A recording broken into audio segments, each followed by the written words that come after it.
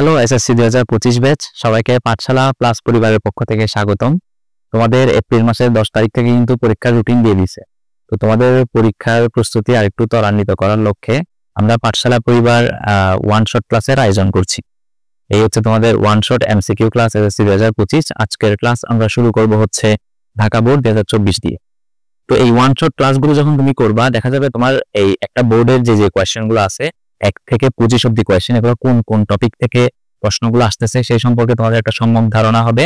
এবং বোর্ডের প্রস্তুতি, বোর্ডের এমসিকিউতে ভালো করার জন্য কিভাবে প্রস্তুতি নিতে হয় এই সম্পর্কে তোমার খুব ভালো একটা আইডিয়া থাকবে। এবং কোন কোন টপিক থেকে আসলে কোয়েশ্চেনগুলো আসে, কোন কোন টপিকগুলো বোর্ডের কোয়েশ্চেনের জন্য, বোর্ডের তোমার এমসিকিউর জন্য ইম্পর্টেন্ট, সেই সম্পর্কে তোমরা একটা আইডিয়া পাবা। তো সেই সুবাদে আমরা আজকে ঢাকা বোর্ড 2024 দিয়ে আমাদের ওয়ান শট এমসিকিউ ক্লাসগুলো শুরু করতে যাচ্ছি। তো শুরু করি। আমাদের প্রথম প্রশ্ন, কোন যৌগমূলকের যোজনী 1? তো এই প্রশ্নটা আসছে হচ্ছে তোমাদের রসায়ন পঞ্চম অধ্যায় থেকে। তোমাদের রসায়ন পঞ্চম অধ্যায় যদি তোমরা দেখো, একটা যৌগমূলকের সুন্দর চার্ট দেওয়া আছে, ওই চার্ট থেকে কোয়েশ্চেনটা আসছে।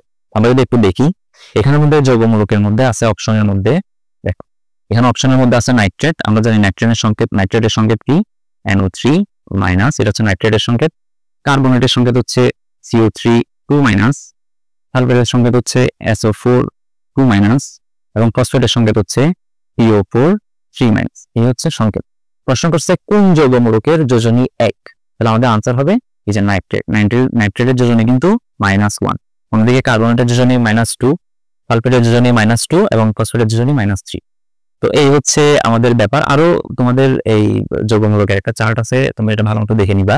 যেমন আরো কিছু কোয়েশ্চেন যদি আসতে পারে, চার্টটা যদি একটু বলে দিই তোমাদেরকে। চার্টটা হচ্ছে এরকম, আমাদের সালফেট আছে, এটা হচ্ছে আমাদের সালফেট, আবার এটা হচ্ছে আমাদের সালফাইড, এটা হচ্ছে আমাদের সালফাইড, আবার এটা হচ্ছে আমাদের নাইট্রেট, এটা হচ্ছে আমাদের নাইট্রেট, এবং এটা হচ্ছে আমাদের নাইট্রাইট।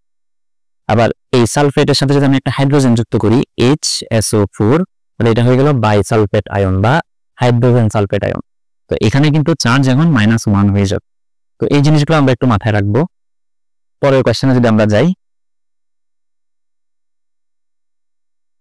পরের কোয়েশ্চেন হচ্ছে আমাদের একটা বিক্রিয়া দেওয়া আছে। আমরা দেখি, এই জায়গায় একটা বিক্রিয়া দেওয়া আছে, এখানে 92 ইউরেনিয়াম বিক্রিয়া করতেছে একটা নিউট্রনের সাথে। এই বিক্রিয়াটা আসছে হচ্ছে তোমাদের অষ্টম অধ্যায় থেকে। তোমাদের অষ্টম অধ্যায়ের মধ্যে এই তোমার এই নিউক্লিয়ার ফিশন বিক্রিয়া এবং ফিউশন বিক্রিয়া একটা টপিক আছে, এটা হচ্ছে আমাদের নিউক্লিয়ার ফিশন বিক্রিয়া। তো এই বিক্রিয়ার মধ্যে আমরা খেয়াল করে দেখবো যে আমাদের ইউরেনিয়ামকে যদি আমরা একটা নিউট্রন দিয়ে আঘাত করি, তাহলে ওই নিউট্রনটা ইউরেনিয়ামকে আঘাত করার ফলে দুইটা ছোট ছোট নিউক্লিয়াস তৈরি করতেছে, তার সাথে কিন্তু আরো 3টা নিউট্রন তৈরি করতেছে। এবং এই 3টা নিউট্রন কিন্তু বসে থাকবে না, এরা গিয়ে আরো ইউরেনিয়ামকে আঘাত করবে, এবং এটা একটা নিউক্লিয়ার চেইন বিক্রিয়ার মধ্যে চলতে থাকে। তাহলে এখানে যদি আমরা অঙ্কটা সলভ করার চেষ্টা করি, আমাদের এখানে প্রশ্ন করতেছে যে ওয়াইটা আসলে ঠিক কি। আমরা একটু দেখি যে ওয়াই, এখানে যে ওয়াইটা আছে, ওয়াই এর পারমাণবিক ভর হচ্ছে 36। তাহলে ওয়াই কি হতে পারে? আমরা 36 একটা হচ্ছে নিষ্ক্রিয় গ্যাস মৌল, আমরা নিষ্ক্রিয় গ্যাসগুলো সবাই জানি, এটা হচ্ছে হিলিয়াম, নিয়ন, আর্গন, তারপর হচ্ছে ক্রিপ্টন। এটা হচ্ছে আমাদের 2, এটা হচ্ছে আমাদের 10, এটা হচ্ছে আমাদের 18, এবং এটা হচ্ছে আমাদের 36। এই হচ্ছে আমাদের নিষ্ক্রিয় গ্যাসগুলা। 36, তার মানে এই মৌলটা হচ্ছে আমাদের কি? এই মৌলটা হচ্ছে আমাদের ক্রিপ্টন। আর এক্স মৌলটা কি হবে? 56। এই এক্স মৌলটা হচ্ছে বেরিয়াম। তাহলে এই যে পর্যায় এই গ্রুপ 2 এর মৃৎক্ষার ধাতুর মধ্যে তোমরা পাবা, সেটা হচ্ছে মৃৎক্ষার ধাতু বলে আমরা একটু দেখার চেষ্টা করি। সেটা হচ্ছে বেরিলিয়াম আছে, আমাদের ম্যাগনেসিয়াম আছে, আমাদের ক্যালসিয়াম আছে, স্ট্রোনশিয়াম আছে, এবং এরপরে হচ্ছে আমাদের বেরিয়াম। এই বেরিয়ামের এই পারমাণবিক সংখ্যা হচ্ছে 56। তাহলে আমাদের এক্সটা হচ্ছে বেরিয়াম, ওয়াইটা হচ্ছে আমাদের ক্রিপ্টন। প্রশ্ন করছে ওয়াই একটি নিষ্ক্রিয় মৌল। ইয়েস, ক্রিপ্টন একটি নিষ্ক্রিয় মৌল, তাহলে এটা হবে সঠিক। এক্স 2 নং গ্রুপের মৌল। ইয়েস, এক্স 2 নং গ্রুপের মৌল। আমরা জানি এই গ্রুপের মৌলগুলোর মধ্যে বেরিয়াম আছে, এবং এটা একটা নিউক্লিয়ার ফিশন বিক্রিয়া। ইয়েস, এটা একটা নিউক্লিয়ার ফিশন বিক্রিয়া। আমরা জানি আমাদের সিমিলার টেক্সের একটা বিক্রিয়া আছে ফিউশন বিক্রিয়া, যেখানে দুইটা ছোট ছোট নিউক্লিয়াস মিলে একটা বড় নিউক্লিয়াস তৈরি করে। অন্যদিকে ফিশন বিক্রিয়ার ক্ষেত্রে একটা বড় নিউক্লিয়াসকে একটা নিউট্রন দ্বারা আঘাত করা হয়, এবং সে ছোট ছোট ভেঙে 2টা নিউক্লিয়াস তৈরি করে, এবং সাথে আরো নিউট্রন তৈরি করে, যেগুলো পরবর্তীতে আরো ইউরেনিয়ামকে গিয়ে আঘাত করে। এবং এই বিক্রিয়াটা একটা চেইন রিঅ্যাকশনের মধ্যে চলতে থাকে, এবং এই বিক্রিয়াটা পারমাণবিক চুল্লিতে বিদ্যুৎ উৎপাদনে ব্যবহার করা হয়। এই এমসিকিউ আমরা মাথায় রাখবো। আর নিউক্লিয়ার ফিউশন বিক্রিয়া যেটা আছে, যেটা কিনা ছোট ছোট নিউক্লিয়াস থেকে বড় নিউক্লিয়াস তৈরি করে, ওটা আমাদের হাইড্রোজেন বোমা তৈরিতে ব্যবহার করা হয়। তো এই সংক্রান্ত তথ্যগুলো আমরা মাথায় রাখবো। পরের স্লাইডে যাই আমরা। তাহলে এটার আনসার কত হবে? এটার আনসার হবে 1 এবং 3। তাহলে 1 3 কোনটা? এই যে এটা হচ্ছে আমাদের আনসার, সরি 1 2 3 আনসার হবে এটা, ঘ হচ্ছে আমাদের আনসার, এটা না। পরের স্লাইডে যদি আমরা যাই,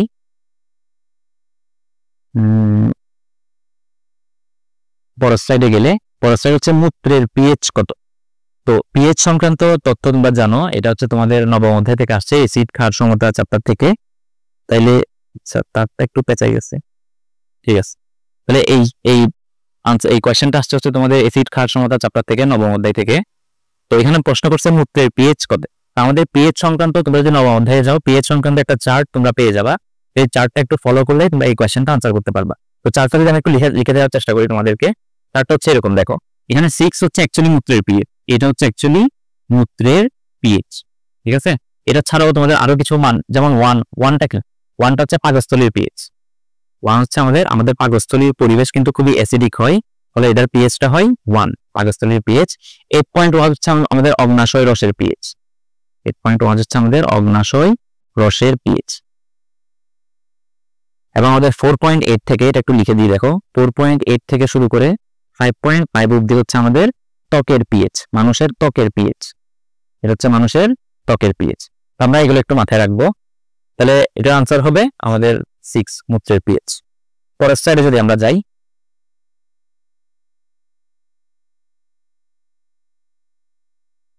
পরের স্লাইডের প্রশ্ন হচ্ছে সোডিয়াম থায়োসালফেট যৌগে সালফারের জারণ মান কত। তো তোমাদের কিছু কিছু স্পেশাল যৌগ আছে, এই যৌগগুলো সম্পর্কে খুব ভালো ধারণা থাকতে হবে।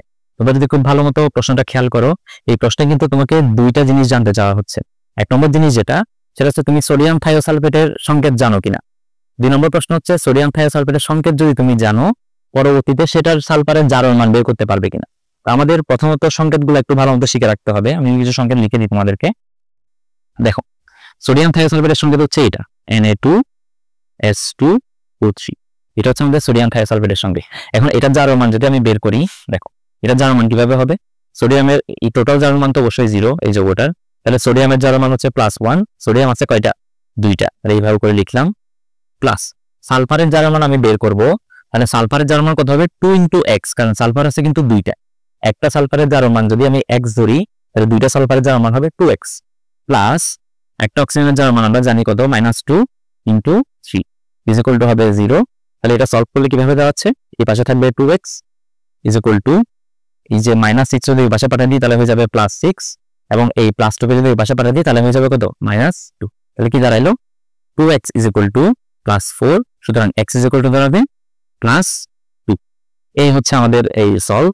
এর আনসার হবে কত? +2।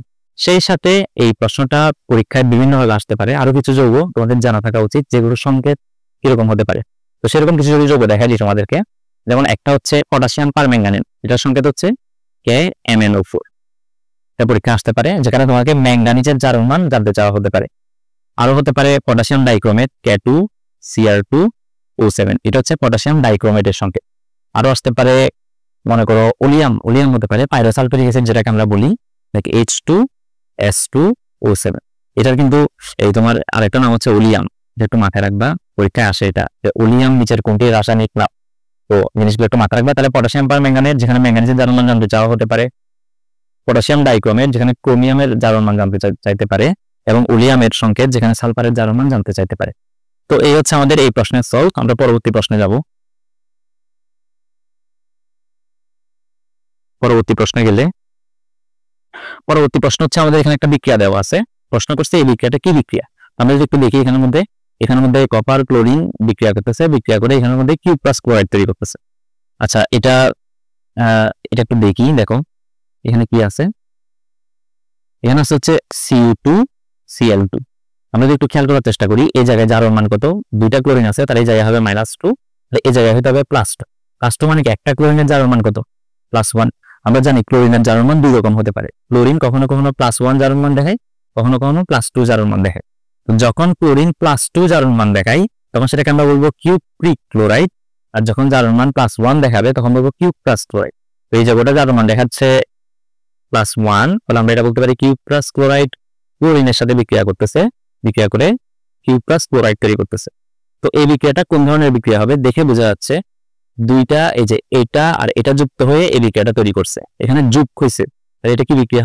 যে সংযোজন বিক্রিয়া আর এক ধরনের বিক্রিয়া আছে যেটা হচ্ছে সংশ্লেষণ বিক্রিয়া। দুইটা প্রায় সিমিলার, একটু বেশ কম শুধু। সংযোজন বিক্রিয়ার মধ্যে আর সংশ্লেষণ বিক্রিয়ার মধ্যে পার্থক্য হচ্ছে সংশ্লেষণ বিক্রিয়া হচ্ছে ওই সংযোজন বিক্রিয়া যেখানে যারা যুক্ত হবে তারা দুইজনই হচ্ছে মৌলিক পদার্থ। ফর এক্সাম্পল মনে করো এই বিক্রিয়াটা মনে করো হাইড্রোজেন আর ক্লোরিন বিক্রিয়া করলো, বিক্রিয়া করে হাইড্রোক্লোরিক অ্যাসিড তৈরি করলো, এই যে বিক্রিয়া। এই বিক্রিয়াটা একটা সংযোজন বিক্রিয়া না, এটা হচ্ছে একটা সংশ্লেষণ বিক্রিয়া। সরি, এটা একই সাথে সংযোজন বিক্রিয়া এবং এটা একই সাথে সংশ্লেষণ বিক্রিয়া। সংশ্লেষণ বিক্রিয়া কেন? কারণ এইখানে যে দুইটা যৌগ তৈরি হচ্ছে, এই দুইটা যৌগ হচ্ছে আমাদের মৌলিক পদার্থ। এটাও মৌলিক পদার্থ, এটাও মৌলিক পদার্থ। এই মৌলিক দুইটা পদার্থ মিলে যখন একটা বিক্রিয়া করে যুক্ত হয় তখন সেটাকে আমরা একই সাথে সংযোজন বিক্রিয়া তো বলবোই, এবং এটা একই সাথে সংশ্লেষণ বিক্রিয়া। কিন্তু এটা শুধু সংযোজন বিক্রিয়া, এটা কিন্তু সংশ্লেষণ বিক্রিয়া না। কারণ এখানের মধ্যে এটা মৌলিক পদার্থ হলেও এটা কিন্তু মৌলিক পদার্থ না, এটা একটা যৌগিক পদার্থ। তাই এটা হচ্ছে শুধু সংযোজন বিক্রিয়া, এটা সংশ্লেষণ বিক্রিয়া হবে না। আর বিয়োজন বিক্রিয়া মানে বুঝো একটা বড় যৌগ ভেঙে গেলে সেটাকে আমরা বিয়োজন বিক্রিয়া বলি। আর নন রেডক্স বিক্রিয়া মানে হচ্ছে যেসব বিক্রিয়ার মধ্যে ইলেকট্রনের আদান প্রদান হয় না, এগুলোকে আমরা নন রেডক্স বিক্রিয়া বলি। আর রেডক্স বিক্রিয়া হচ্ছে যেসব বিক্রিয়ার মধ্যে ইলেকট্রনের আদান প্রদান হবে। পরের স্লাইডে যদি যাই তাহলে এটা আনসার হচ্ছে সংযোজন বিক্রিয়া। পরের স্লাইডে যদি আমরা যাই, এই হচ্ছে আমাদের পরের স্লাইড। পরের স্লাইডে প্রশ্ন করছে কোনটি পেটে অ্যাসিডিটির সমস্যা দূর করে? আমাদের তোমার অ্যাসিডিটির সমস্যা হলে আমরা যে অ্যান্টাসিড ওষুধ খাই বা অ্যান্টাসিড যে সিরাপ খাই, এই সিরাপের মধ্যে কিন্তু দুইটা ক্ষার প্রধানত মিক্স থাকে। একটা হচ্ছে আমাদের ম্যাগনেসিয়াম হাইড্রোক্সাইড এবং অ্যালুমিনিয়াম হাইড্রোক্সাইড। এটা আমরা একটু মাথায় রাখবো। তোমরা বাজারে যে সিরাপগুলো নাও অ্যান্টাসিড ওষুধ হিসেবে অ্যাসিডিটি দূর করার জন্য, যেগুলোর পেছনে উপাদানে তোমরা যদি খেয়াল করো তাহলে দেখবা সেখানে লেখা থাকে ম্যাগনেসিয়াম হাইড্রোক্সাইড এবং অ্যালুমিনিয়াম হাইড্রোক্সাইড। তো আমাদের অ্যান্টাসিড ওষুধগুলোতে এই দুইটা ক্ষার ব্যবহার করা হয়, এটা আমরা মাথায় রাখবো। পরের টপিকে যদি আমরা যাই, পরের এমসিকিউতে, পরের এমসিকিউ হবে কোনটি মৃদু তড়িৎ বিশ্লেষ্য? আচ্ছা, প্রশ্ন করা হয়েছে কোনটি মৃদু তড়িৎ বিশ্লেষ্য। কথা হচ্ছে মৃদু তড়িৎ বিশ্লেষ্য আর সবল তড়িৎ বিশ্লেষ্য বা শক্তিশালী তড়িৎ বিশ্লেষ্য আমরা কাকে বলি? মৃদু তড়িৎ বিশ্লেষ্য হচ্ছে যারা দ্রবণে অল্প পরিমাণে আয়নিত অবস্থায় থাকে বা অল্প পরিমাণে বিয়োজিত হয়, তাদেরকে আমরা বলি মৃদু তড়িৎ বিশ্লেষ্য। অন্যদিকে যারা দ্রবণের মধ্যে বেশি পরিমাণে বিয়োজিত হয়, প্রায় 90% উপরে বিয়োজিত হয়ে যায়, তাদেরকে আমরা বলি সবল তড়িৎ বিশ্লেষ্য। প্রশ্ন করছে মৃদু তড়িৎ বিশ্লেষ্য কোনটা? আমরা সবসময় মাথায় রাখবো যে আমাদের সবল তড়িৎ বিশ্লেষ্য হচ্ছে শক্তিশালী ক্ষার, শক্তিশালী অ্যাসিড এবং লবণ। এটা হচ্ছে আমাদের সবসময় সবল তড়িৎ বিশ্লেষ্য হিসেবে কাজ করে। এখানে যদি আমরা খেয়াল করি, আমাদের এখানের মধ্যে সালফিউরিক অ্যাসিড আছে, শক্তিশালী অ্যাসিড। এই যেহেতু শক্তিশালী অ্যাসিড, সে শক্তিশালী তড়িৎ বিশ্লেষ্য হিসেবে কাজ করবে, ফলে এটা আনসার হবে না। কপার সালফেট একটা লবণ, সোডিয়াম ক্লোরাইড একটা লবণ, এরা হবে না। আমাদের ইথানোয়িক অ্যাসিড একটা মৃদু তড়িৎ বিশ্লেষ্য। তো এই টপিকটা আমরা মাথায় রাখবো। এটা তোমাদের নবম অধ্যায়ের প্রশ্ন, তোমরা যদি বইয়ে একটু খুঁজে বের করার চেষ্টা করো, এটা কিন্তু এক্সাম্পলে দেওয়া আছে। মৃদু তড়িৎ বিশ্লেষণের নিচে এক্সাম্পলে এই জিনিসটা দেওয়া আছে। পরের টপিক আমরা যাই, পরের এমসিকিউ। একটা উদ্দীপকের এমসিকিউ আসছে আমাদের কাছে। এখানে বলা হয়েছে যে উদ্দীপকের সাহায্যে 8 ও 9 নং প্রশ্নের উত্তর দাও। তো আমাদের এখানের মধ্যে এটা হচ্ছে উদ্দীপক। এখানে একটা আমাদের এই আয়ন দেওয়া আছে, যে আয়নটার প্রোটন আছে 19টা, নিউট্রন এই ভর সংখ্যা হচ্ছে 39 এবং তার উপরে একটা পজিটিভ আয়ন আছে। আমরা এটা একটু বোঝার চেষ্টা করি, যে দেখো এক্স, তার এই পাশে আছে হচ্ছে 19, এই পাশে হচ্ছে 39 এবং এখানের মধ্যে একটা প্লাস চার্জ আছে। তো আমাদের প্রশ্ন করতেছে এর নিউট্রন সংখ্যা কত? আমরা এখান থেকে আগে কি বলতে পারি একটু দেখি। যেহেতু প্রোটন সংখ্যা 19, তাহলে এক্সটা কি হবে বা এটা কি হবে? এটা অবশ্যই পটাশিয়াম হবে, দেখে বোঝা যাচ্ছে। তাহলে এটা হচ্ছে বেসিক্যালি কে? এটা হচ্ছে পটাশিয়াম। আচ্ছা, পটাশিয়ামের নিউট্রন সংখ্যা কত? নিউট্রন সংখ্যা আমরা কিভাবে বের করি? এই যে ভর সংখ্যা থেকে যদি আমরা প্রোটন সংখ্যাকে বাদ দিই, তাহলে আমরা নিউট্রন সংখ্যা পেয়ে যাই। তাহলে আমাদের নিউট্রন সংখ্যা হবে আমাদের ভর সংখ্যা, যেটা কিনা 39 থেকে যদি আমি 19কে বাদ দিয়ে দিই, তাহলে আমার আসবে 20 হচ্ছে আমার নিউট্রন সংখ্যা। তাহলে এটা হচ্ছে আমার আনসার। তাহলে পরের কোয়েশ্চেনে যাই আমরা। তাহলে কাটি। এই প্রশ্ন হচ্ছে এ এর শেষ স্তরে ইলেকট্রন সংখ্যা কত? আচ্ছা, তার আগে আমরা এটা একটু দেখি যে এটা কিন্তু আমাদের পটাশিয়াম, যেহেতু ইলেকট্রন থেকে প্রশ্ন আসছে, তার মানে আমাদের বুঝতে হবে এটার কিন্তু একটা কাজ আছে এখন, ঠিক আছে?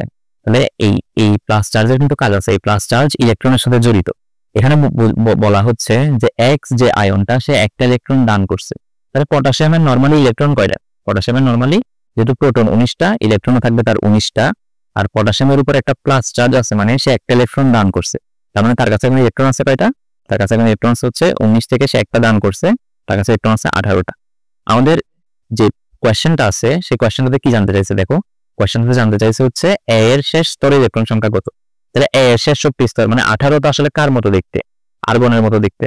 তাহলে আর্গনের শেষ শক্তি স্তর মানে কত, আর্গনের ইলেকট্রন যদি আমরা করি দেখো 1s2 2s2 2sp6 তারপর হচ্ছে 3s2 এবং 3p6। আর্গনের শেষ শক্তি স্তর কোনটা, শেষ শক্তি স্তর হচ্ছে তৃতীয় শক্তি স্তর। তৃতীয় শক্তি স্তরের ইলেকট্রন কয়টা, তৃতীয় শক্তি স্তরের ইলেকট্রন হচ্ছে 8টা। তাহলে আমাদের আনসার হবে কত, আমাদের আনসার হবে 8টা। তাহলে এই হচ্ছে আমাদের এই ইলেকট্রন সংক্রান্ত আলোচনা। আমরা সবসময় মাথায় রাখবো যে কোন একটা যৌগের উপরে, ফর এক্সাম্পল এক্স একটা যৌগ, তার উপরে এই জায়গায় যদি কোনো চার্জ থাকে সেই চার্জটা কিন্তু সরাসরি ইলেকট্রনের সাথে সম্পর্কিত। এটা আমরা মাথায় রাখবো। এটার সাথে প্রোটনের এবং নিউট্রনের কোনো সম্পর্ক নাই। এই জায়গার মধ্যে যে চার্জটা থাকবে তার সাথে সম্পর্ক হচ্ছে ইলেকট্রনের। এটা আমরা মাথায় রাখবো। যদি পজিটিভ থাকে তার মানে হচ্ছে সেই ইলেকট্রন দান করছে, যদি নেগেটিভ থাকে তার মানে সেই ইলেকট্রন গ্রহণ করছে। পরের টপিকে যাই আমরা। পরের টপিক হচ্ছে কোনটি মধ্যম মানের সক্রিয় ধাতু। তাহলে এই প্রশ্নটা একটু দেখো। এই প্রশ্নটা হচ্ছে এখানের মধ্যে কি কি আছে দেখো, এখানের মধ্যে গোল্ড আছে, এখানের মধ্যে অ্যালুমিনিয়াম আছে, জিঙ্ক আছে এবং মার্কিউরি আছে। এখানের মধ্যে দেখো এখানে এই গোল্ড আর মার্কিউরি, গোল্ড আর মার্কিউরি হবে না, কারণ এরা হচ্ছে সক্রিয় ধাতু না, এরা কম সক্রিয় ধাতু। গোল্ড তো ধরতে গেলে নিষ্ক্রিয় ধাতুর মতো, সে বিক্রিয়াই করে না কারোর সাথে। মার্কিউরিও কম সক্রিয় ধাতু। উত্তর হতে পারে অ্যালুমিনিয়াম অথবা জিঙ্ক। এখানে অ্যালুমিনিয়াম আর জিঙ্কের মধ্যে কিন্তু অ্যালুমিনিয়াম কিন্তু সক্রিয় ধাতু, খুব ভালোই সক্রিয় সে। তাহলে অ্যালুমিনিয়াম আমার আনসার হবে না, আনসার হতে পারে জিঙ্ক। জিঙ্ক একটা মধ্যম সক্রিয় ধাতু। পরের স্লাইডে আমরা যাই। পরের স্লাইড হচ্ছে কার্বন হাইড্রোজেনের বন্ধন শক্তি কত কিলোজুল পার মোল। এই প্রশ্নটা করছে তোমাদের অষ্টম অধ্যায় থেকে, তোমাদের রসায়ন ও শক্তি সম্ভবত চ্যাপ্টারটার নাম। এই চ্যাপ্টারে তোমাদের ড্যালেজ সংক্রান্ত বিভিন্ন ম্যাথ আছে, এই ম্যাথ থেকে এই প্রশ্নটা আসছে। তো কার্বন এবং হাইড্রোজেনের বন্ধন শক্তি, নরমালি এই টপিক থেকে যদি তোমাদের কোনো অঙ্ক আসে সেটা কিন্তু তোমাদের এই উদ্দীপকের মধ্যে কোন তোমার বন্ধন শক্তি কোনটার কত সেটা কিন্তু তোমাদেরকে বলে দিবে। বাট এখন বোর্ডে দেখা যাচ্ছে কার্বন হাইড্রোজেনের বন্ধন শক্তি জানতে চাওয়া হয়েছে, যেটা তোমরা ইউজুয়ালি মুখস্থ করো না, বাট মেবি কয়েকটা তোমাদের মুখস্থ করতে হতে পারে বোর্ডের কোয়েশ্চেনের জন্য। যাই হোক, কার্বন হাইড্রোজেন এই তোমাদের যে চার্টটা দেওয়া আছে বন্ধন শক্তির চার্ট, এই চার্টে কিন্তু কার্বন হাইড্রোজেন সবার উপরে আছে। খেয়াল করো, সবার উপরে কিন্তু সবার প্রথমে যে এই তোমার শক্তিটা দেওয়া আছে সেটা হচ্ছে কার্বন হাইড্রোজেনের শক্তি। হয়তো ওইটার কারণে দিয়ে দিচ্ছে যে মানে লাইক বোর্ডের টিচাররা আশা করতে যে স্টুডেন্ট অ্যাটলিস্ট পাঁচটা তো বলতে পারার কথা। হ্যাঁ, তো যাই হোক, তোমার যদি ক্যালিবার থাকে চেষ্টা করিও কয়েকটা মুখস্থ করে ফেলার। যেমন তো এটা আনসার কত হবে কার্বন হাইড্রোজেনে, এটা হচ্ছে 414 হবে আনসার। ঠিক আছে, এটা আনসার হবে কার্বন হাইড্রোজেনে 414। তোমরা চাইলে কয়েকটা মুখস্থ রাখতে পারো, যেমন কার্বন হাইড্রোজেন একটু তো গেল, কার্বন হাইড্রোজেন হচ্ছে কত 414। আবার আসতে মনে করো অক্সিজেন, অক্সিজেন ডাবল বন্ড, এটা ইম্পর্টেন্ট, পরীক্ষা আসতে পারে। এটা হচ্ছে 498 কিলোজুল পার মোল। এককগুলো কিন্তু মাথায় রাখবে, কিলোজুল পার মোল। এটার মানে কি, কিলোজুল পার মোল মানে আসলে কি, মানে হচ্ছে কার্বন হাইড্রোজেনের পাশে 414 কিলোজুল পার মোল মানে হচ্ছে 1 মোল কার্বন হাইড্রোজেন বন্ড যদি আমার ভাঙা লাগে তাহলে আমাকে টোটাল 414 কিলোজুল তাপ দেওয়া লাগবে। অথবা অন্যভাবে বলা যায় যে 1 মোল কার্বন হাইড্রোজেন বন্ড যদি তৈরি হয় তাহলে 414 কিলোজুল তাপ উৎপন্ন হবে। একটা হচ্ছে এটাকে ভাঙতে 414 কিলোজুল তাপ দেওয়া লাগবে, আর একটা হচ্ছে এটা গড়লে একটা কার্বন হাইড্রোজেন বন্ড তৈরি হয় তাহলে আমার 414 কিলোজুল তাপ উৎপন্ন হবে। এটার মানে হচ্ছে এটা। আর তোমরা যেগুলো মনে রাখতে পারো পরীক্ষার জন্য, অক্সিজেন হচ্ছে oxygen double bond oxygen 498 kilojoule per মোল।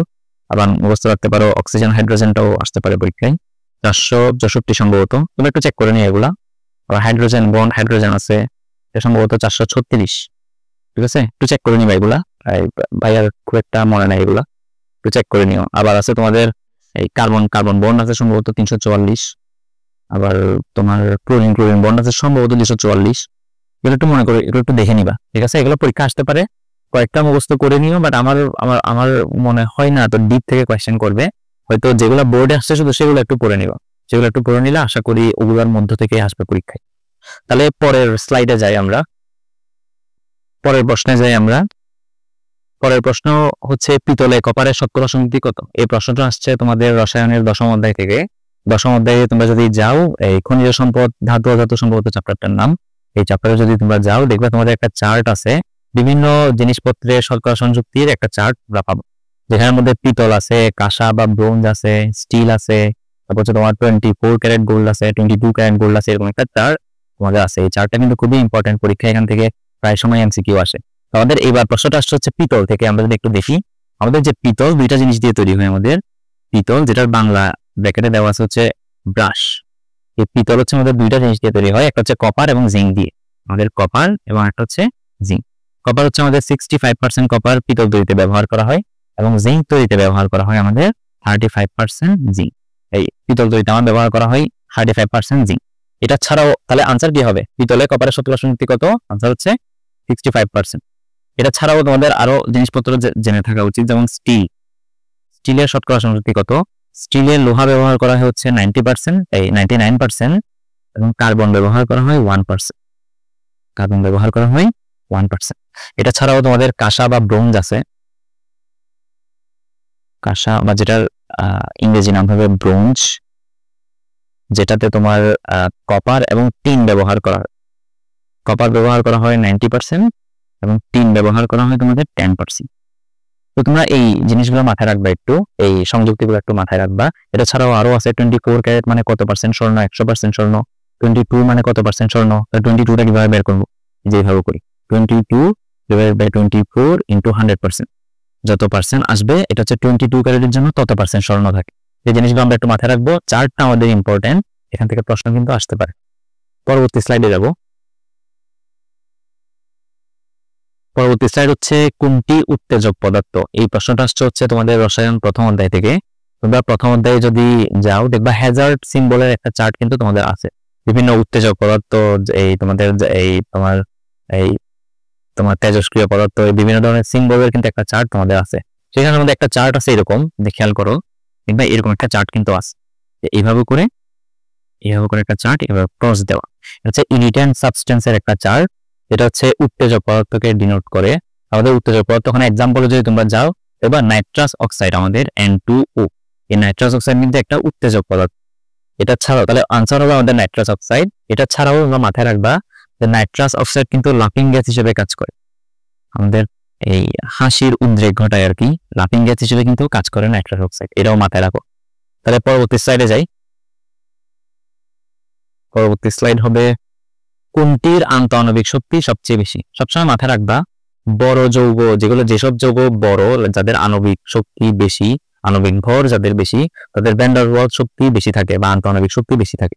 এখানে যদি আমরা খেয়াল করি, এখানে হাইড্রোজেনের তোমার এই আণবিক ভর আসবে 2, নাইট্রোজেনের কম আসবে, ক্লোরিনের কম আসবে, আয়োডিনের সবচেয়ে বেশি আসবে। কেন বলতেছি এটা?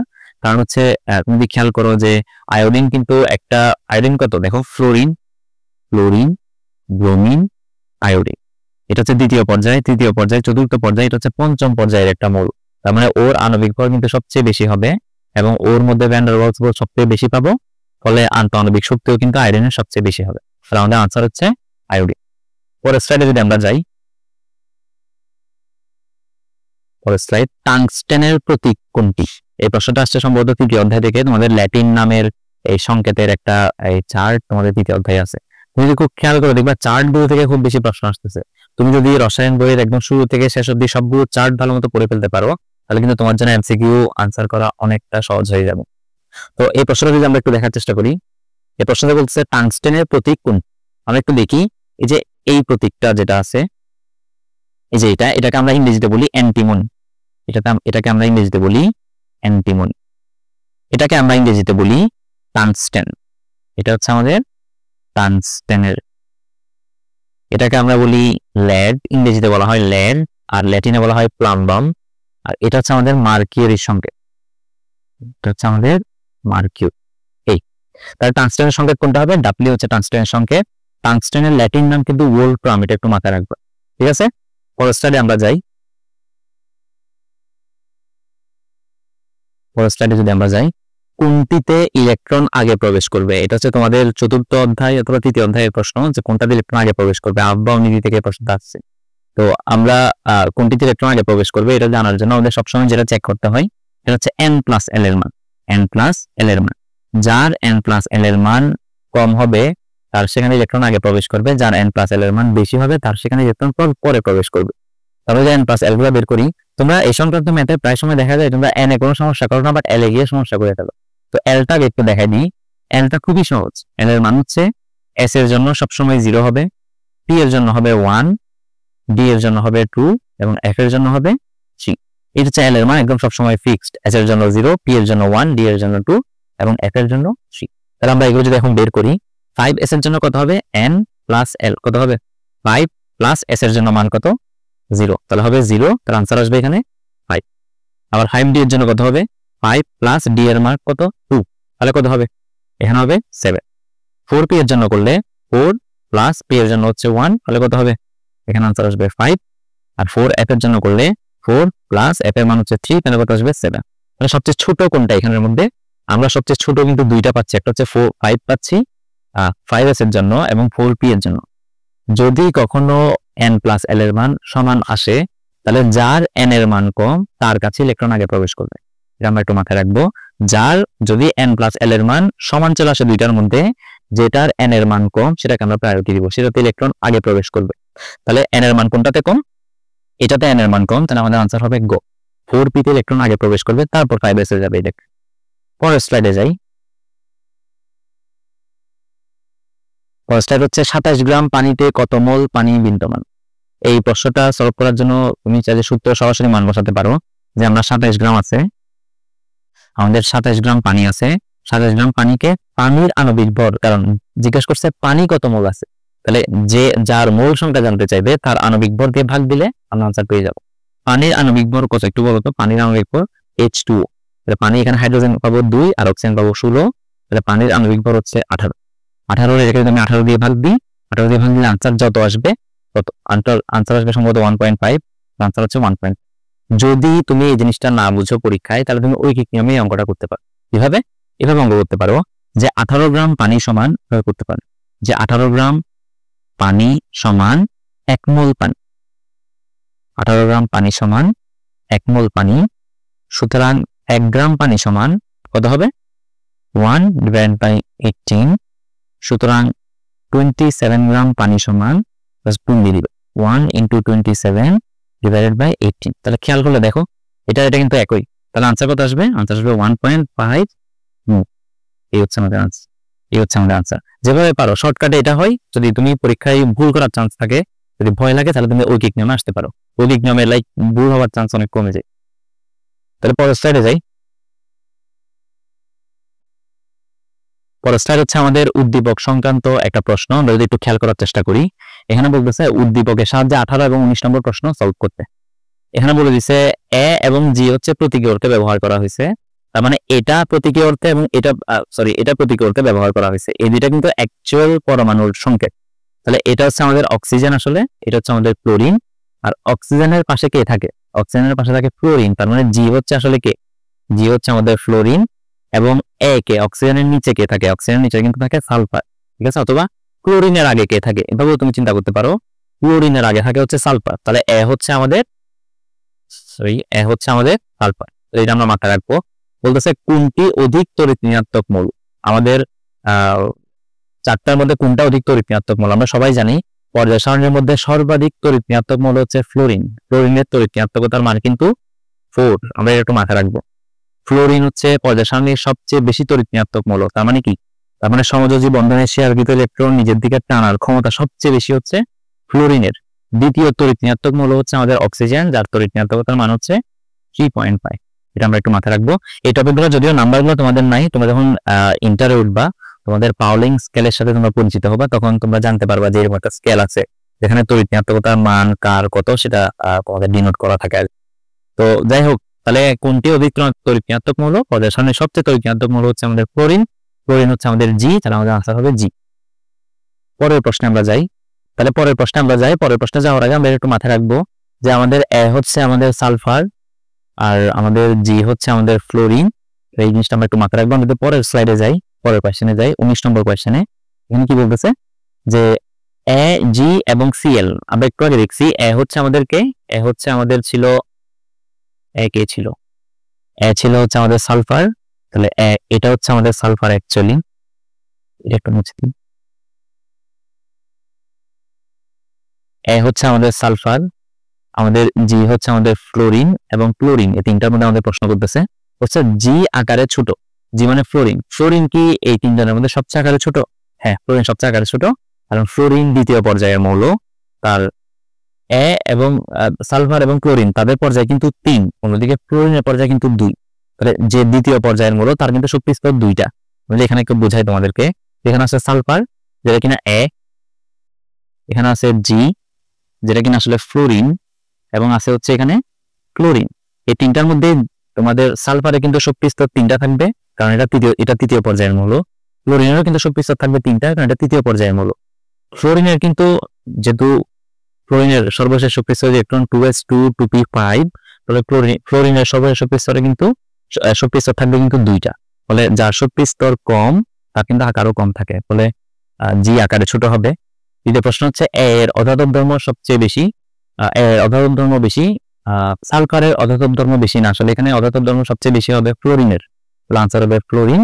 এবং এ অপেক্ষা ক্লোরিনের আয়নীকরণ শক্তি বেশি, এ মানে কি সালফার। তাহলে তৃতীয় পর্যায়ে বাম থেকে যত ডানে যাব তত আয়নীকরণ শক্তি কিন্তু বেশি হয়।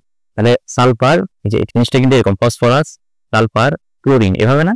তাহলে বাম থেকে যত বেশি আমি ডানে যাব তত আয়নীকরণ শক্তি বেশি হয়, তাহলে অবশ্যই সালফার থেকে ক্লোরিনের আয়নীকরণ শক্তি বেশি হবে।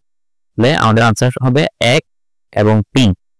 এর অধাতব ধর্ম বেশি, আসলে ফ্লোরিনের অধাতব ধর্ম বেশি হবে এখানে। তাহলে আনসার হবে 1 এবং 3, এগুলো হচ্ছে আমাদের আনসার। পরের স্লাইডে যদি আমরা যাই, পরের স্লাইড হচ্ছে যৌগের বন্ধন গঠনের ক্ষেত্রে কেন্দ্রীয় পরমাণু অষ্টক এর নিয়ম মেনে চলে, মানে এই 3টা যৌগের মধ্যে কোনটা অষ্টক নিয়ম মেনে চলে। তো আমরা কিছু যৌগ আছে যেগুলো অষ্টক নিয়ম মেনে চলে না। অষ্টক নিয়ম মেনে চলে না বলতে তারা কেউ অষ্টক সংকুচন করে, লাইক 8টার বদলে 6টা পূরণ করে, কেউ 8টার চেয়ে বেশি পূরণ করে ফেলে, সাপোজ 8টার থেকে 10টা পূরণ করে ফেলছে। এরকম কিছু যৌগ আছে যারা অষ্টক নিয়ম মেনে চলে না। এরকম কয়েকটা যৌগ যদি আমরা একটু মাথায় রাখি, পরীক্ষায় এই এক্সেপশনাল কেসগুলো কিন্তু পরীক্ষায় চলে আসে। যেগুলো রেগুলার কেস অষ্টক নিয়ম অনুসরণ করে এগুলো তেমন একটা আসে না, যেগুলো এক্সেপশনাল কেস ওগুলো কিন্তু পরীক্ষায় চলে আসে। তাহলে আমরা কি দেখি কোনগুলা আমাদের এক্সেপশনাল। যেমন BF3, এই BF3 যৌগটা অষ্টক নিয়ম অনুসরণ করে না, তার সর্বশেষ শক্তি স্তরে মানে বোরনের সর্বশেষ শক্তি স্তরে 8টার পরিবর্তে 6টা ইলেকট্রন পূরণ হয়। তাহলে এটাকে আমরা কি বলতে পারি? এটাকে বলতে পারি আমরা অষ্টক সংকুচন বলতে পারি। এটা হচ্ছে আমাদের অষ্টক সংকুচন। আবার BCl3 হতে পারে, BCl3 একই ধরনের 6টা পূরণ হবে বোরনের, ফলে এটাও কি হবে? অষ্টক সংকুচন হবে। অন্যদিকে PCl5 আছে, PCl5 যার 8টার পরিবর্তে তার ইলেকট্রন হয়ে যায় কয়টা? 10টা, তার হয় অষ্টক সম্প্রসারণ, অষ্টক সম্প্রসারণ। তাহলে এই ব্যতিক্রমগুলো আমরা একটু মাথায় রাখবো। যারা অষ্টক নিয়ম অনুসরণ করে না, কেউ অষ্টক সংকোচন অনুসরণ করে, 8টার পরিবর্তে 6টা ইলেকট্রন ফিল আপ হয়, তারও 8টার পরিবর্তে 10টা ইলেকট্রন ফিল আপ হয়ে যায়, তখন সেটাকে আমরা বলি অষ্টক সম্প্রসারণ। এগুলো আমরা মাথায় রাখবো। তাহলে এখানের মধ্যে যৌগের বন্ধন গঠনের ক্ষেত্রে কেন্দ্রীয় পরমাণু অষ্টকের নিয়ম মেনে চলে কে? এটা তো চলবে না, এটা চলবে না, তাহলে এটা আর এটা চলবে। তাহলে আমাদের আনসার হবে 1 এবং 3, আনসার হচ্ছে গো। পরবর্তী স্লাইডে যাই। পরবর্তী স্লাইড হচ্ছে আবার উদ্দীপক থেকে প্রশ্ন আমাদের। উদ্দীপকের সাহায্যে 21 এবং 22 নং প্রশ্নের উত্তর দাও। এই প্রশ্নটা আসছে হচ্ছে তোমাদের 11তম অধ্যায় থেকে, জৈব যৌগ থেকে এই প্রশ্নটা আসছে। আমরা একটু দেখি বিক্রিয়াটা। এই বিক্রিয়াটা আমরা একটু বোঝার চেষ্টা করি। আমাদের একটা যৌগ, সেটা অ্যালকেন, অ্যালকিন, অ্যালকাইন, অ্যালকোহল যেকোনো কিছু হতে পারে, সেটা ব্রোমিনের সাথে বিক্রিয়া দিচ্ছে। আমরা জানি অ্যালকেন কিন্তু ব্রোমিনের সাথে অ্যালকিন কিন্তু আমাদের ব্রোমিনের সাথে বিক্রিয়া দেয় এবং অ্যালকাইন ও ব্রোমিনের সাথে বিক্রিয়া দেয়। বাট বিক্রিয়া যদি আমরা একটু দেখি যে আমাদের ব্রোমিনের সাথে বিক্রিয়া করতেছে, বিক্রিয়া করে কি তৈরি করতেছে? দেখো, বিক্রিয়া করে হচ্ছে 1,2 ডাইব্রোমো প্রোপেন তৈরি করতেছে। তার মানে এটাকে কিন্তু অ্যালকিন হতে হবে। এই বিক্রিয়াটা তোমাদের আছে, অ্যালকিনে যদি খুঁজে বের করো, তাহলে এই যে বিক্রিয়াটা CH3CH Br এবং CH2Br, এই যে যৌগটা তৈরি করলো, তাহলে এটা এই যৌগটার নাম কি? এই যৌগটার নাম হচ্ছে, এটা কিন্তু একটা অ্যালকেন। এই যৌগটা কিন্তু একটা অ্যালকেন, মানে এটা হচ্ছে ডাইব্রোমো অ্যালকেন। এই ডাইব্রোমো অ্যালকেন তৈরি হওয়ার জন্য এটাকে অবশ্যই কি হতে হবে? এটাকে হতে হবে অ্যালকিন। আর আমাদের অ্যালকেনটা যেহেতু 3 কার্বনের, তাহলে অ্যালকিনটাও হবে 3 কার্বনের। 3 কার্বনের অ্যালকিন কি? আমরা জানি প্রোপিন হচ্ছে আমাদের 3 কার্বনের অ্যালকিন। তাহলে প্রোপিনের সংকেত হবে CH3CH ডাবল বন্ড CH2। এই হচ্ছে আমাদের প্রোপিন।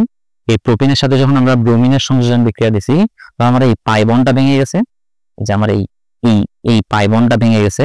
পাই বন্ড ভেঙে এই পাশে একটা হাত তৈরি হয়েছে, এই পাশে একটা হাত তৈরি হয়েছে, 2 হাতে 2টা ব্রোমিন এসে যুক্ত হয়েছে।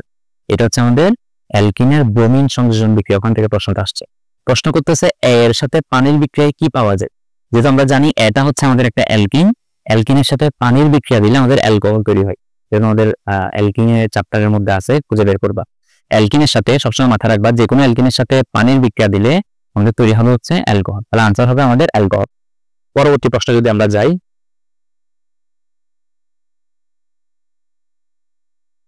পরবর্তী প্রশ্ন হচ্ছে এ যৌগটা ছিল আমাদের অ্যালকিন। অ্যালকিন সংযোজন বিক্রিয়া দেয়, ইয়েস অ্যালকিন সংযোজন বিক্রিয়া দেয়। অ্যালকিন পলিমার উৎপন্ন করে, হ্যাঁ অ্যালকিন পলিমার উৎপন্ন করে। যেমন ইথিন, অনেকগুলো ইথিন যখন আমরা পলিমারকরণ বিক্রিয়ার মাধ্যমে ফেলি তখন এখান থেকে পলিথিন তৈরি হয়, পলি যোগ ইথিন, পলিথিন তৈরি হয় আমাদের। তাহলে এটা অবশ্যই পলিমারকরণ বিক্রিয়া দেয়। এবং আমরা জানি যে বেয়ার বিক্রিয়ার মধ্যে আমাদের যে বেয়ার টেস্ট আছে সেখানে পটাশিয়াম পারম্যাঙ্গানেট এবং এই পটাশিয়াম হাইড্রোক্সাইড ব্যবহার করা হয় এই অ্যালকিনকে শনাক্তকরণের জন্য। তাহলে 3টা বিক্রিয়া দেয় আমাদের অ্যালকিন। তাহলে আনসার হবে 1, 2, 3। পরবর্তী স্লাইডে যাই আমরা। পরবর্তী স্লাইড হচ্ছে টয়লেট ক্লিনারের মূল উপাদান কোন ধাতু, মূল উপাদানে কোন ধাতু থাকে। আমাদের এই প্রশ্নটা বেসিক্যালি টয়লেট ক্লিনারের সংকেত আমরা জানি কিনা, এটা এটা এখান থেকে আসলে এই প্রশ্নটা আসছে। তো টয়লেট ক্লিনারের সংকেত আসলে কি দেখো, টয়লেট ক্লিনারের সংকেত হচ্ছে সোডিয়াম হাইড্রোক্সাইড। মূলত টয়লেট ক্লিনার আসলে থাকে হচ্ছে সোডিয়াম হাইড্রোক্সাইড, তবে সোডিয়াম হাইড্রোক্সাইডের সাথে সোডিয়াম পারক্লোরেটও কিন্তু থাকে। সোডিয়াম পারক্লোরেট এই দুইটা মিলে হচ্ছে আমাদের টয়লেট ক্লিনার তৈরি হয়। তো এখানের মধ্যে কোন ধাতুটা ব্যবহার করা হয়েছে, এটাও তো ধাতু না, এটাও অধাতু, অধাতু সবই অধাতু। এখানের মধ্যে ধাতু হচ্ছে একমাত্র কি সোডিয়াম। তাহলে আনসার হবে কি, আনসার হবে হচ্ছে আমাদের সোডিয়াম। টয়লেট ক্লিনারের মূল উপাদানে সোডিয়াম ধাতু ব্যবহার করা হয়। পরবর্তী স্লাইডে যদি আমরা যাই, 24 নম্বর প্রশ্ন করা হয়েছে কাপড় কাচার সোডাতে কত অণু পানি যুক্ত থাকে। এই প্রশ্নটাও কিন্তু তোমাদের কাপড় কাচা সোডার সংকেত তোমরা জানো কিনা সেটা যাচাই করার জন্য করা হয়েছে। এই প্রশ্নটা আসছে কিন্তু দ্বাদশ অধ্যায় থেকে, রসায়নের সবার লাস্টের চ্যাপ্টার থেকে, যেখানে তোমাদের এই কাপড় কাচা সোডা, ডিটারজেন্ট, সাবান, টয়লেট ক্লিনার, গ্লাস ক্লিনার এই সংক্রান্ত বিভিন্ন তোমাদের পড়া আছে। তো ওগুলো ভালো মতো পড়ে নিতে হবে। যদি তুমি ওখান থেকে সিকিউ আনসার নাও করো, এমসিকিউ এর জন্য কিন্তু ভালো মতো পড়ে নিতে হবে। তো এই প্রশ্নটা আসছে কাপড় কাচা সোডাতে কত অণু পানি যুক্ত থাকে। এটা আনসার করতে হলে তোমার কাপড় কাচা সোডার সংকেত তুমি জানো কিনা সেটা আগে দেখতে হবে। তো কাপড় কাচা সংকেত কোনটা হচ্ছে Na2, যে সোডিয়াম কার্বনেট এবং তার সাথে 10 অণু পানি। এটা হচ্ছে আমাদের কাপড় কাচা সোডার সংকেত, সোডিয়াম কার্বনেট তার সাথে 10 অণু পানি। তাহলে আমাদের আনসার হবে 10, যে আমাদের আনসার হবে খ। পরবর্তী কোশ্চেনে যদি আমরা যাই, আমাদের প্রশ্ন জিজ্ঞেস করছে 10 গ্রাম ক্যালসিয়াম কত গ্রাম অক্সিজেনের সাথে বিক্রিয়া করবে। এই প্রশ্নটা আসছে হচ্ছে আমাদের ষষ্ঠ অধ্যায় থেকে। ষষ্ঠ অধ্যায়ে কিন্তু যথেষ্ট ম্যাথমেটিক্যাল টার্ম আছে, মোল সংক্রান্ত, লিমিটিং বিক্রিয়ক সংক্রান্ত, ঘনমাত্রা সংক্রান্ত, ম্যাথগুলো খুবই ইম্পর্টেন্ট। ষষ্ঠ অধ্যায়ে তোমাদের বোর্ডের সিকিউ এবং এমসিকিউ দুইটার জন্য খুবই ইম্পর্টেন্ট। তোমাদের এই প্রশ্নটা যদি একটু দেখি, আগে বিক্রিয়াটা লিখে ফেলি। ক্যালসিয়াম অক্সিজেনের সাথে কিভাবে বিক্রিয়া করে দেখো, যে ক্যালসিয়াম অক্সিজেনের সাথে বিক্রিয়া করলো, বিক্রিয়া করে ক্যালসিয়াম অক্সাইড তৈরি করলো। এই ক্যালসিয়াম অক্সাইড কিন্তু আসলে চুনের সংকেত, একটু মাথায় রাখবে, এটা হচ্ছে চুন। যাই হোক, তাহলে ক্যালসিয়ামের আণবিক ভর হচ্ছে আমাদের 40 গ্রাম, অক্সিজেনের আণবিক ভর হচ্ছে আমাদের 16 গ্রাম। তাহলে আমি কি লিখতে পারি, আমাকে জিজ্ঞাসা হচ্ছে 10 গ্রাম ক্যালসিয়াম কত গ্রাম অক্সিজেনের সাথে বিক্রিয়া করবে। তাহলে আমি লিখলাম এভাবে করে, 40 গ্রাম ক্যালসিয়াম বিক্রিয়া করে 16 গ্রাম অক্সিজেনের সাথে, সুতরাং 1 গ্রাম কতটুকু বিক্রিয়া করবে, 1 গ্রাম ক্যালসিয়াম, তাহলে 16 থাকবে উপরে, 40 থাকবে নিচে, সুতরাং 10 গ্রাম ক্যালসিয়াম কতটুকুর সাথে বিক্রিয়া করবে।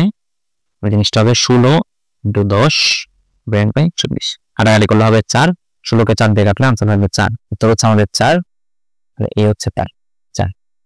সেই এই 25তম এমসিকিউর মাধ্যমে আমাদের ঢাকা বোর্ড 2024-এর কোয়েশ্চেন শেষ হলো।